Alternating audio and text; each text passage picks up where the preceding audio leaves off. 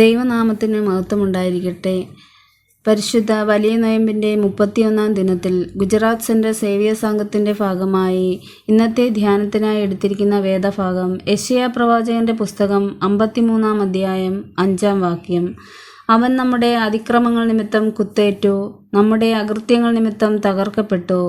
നമുക്ക് സമാധാനം വരേണ്ടതിനുള്ള ശിക്ഷ അവൻ്റെ മേലായിരുന്നു, അവൻ്റെ മുറിവുകളാൽ നമുക്ക് സൗഖ്യം ലഭിച്ചു. ഈ വചനഭാഗം യേശുക്രിസ്തുവിൻ്റെ കഷ്ടപ്പാടുകളെക്കുറിച്ചാണ് പറയുന്നത്. യേശു ജനിക്കുന്നതിന് നൂറുകണക്കിന് വർഷങ്ങൾക്ക് മുമ്പ് തന്നെ പ്രവാചകനായ യെശയ്യാവ് ഈ പ്രവചനം പറഞ്ഞിരുന്നു. യേശു തൻ്റെ സ്വന്തം പാപങ്ങൾക്കായല്ല, നമ്മുടെ പാപങ്ങൾക്കായാണ് കഷ്ടം അനുഭവിച്ചത്.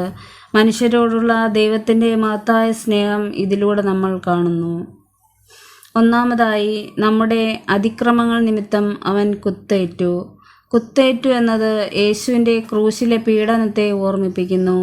ക്രൂശിൽ അവൻ്റെ കൈകളിലും കാലുകളിലും ആണികൾ കുത്തപ്പെട്ടു.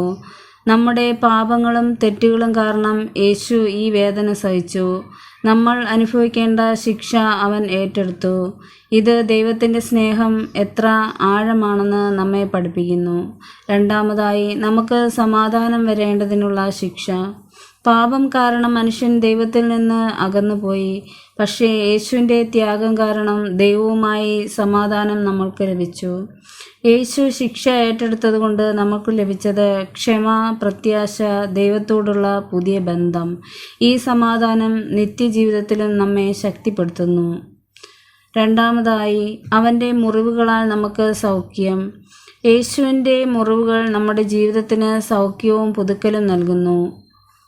നമ്മുടെ പാപങ്ങൾ ക്ഷമിക്കപ്പെടുന്നു, നമ്മുടെ ഹൃദയം പുതുക്കപ്പെടുന്നു, നമ്മുടെ ജീവിതം ദൈവത്തിൽ പുതിയതാകുന്നു.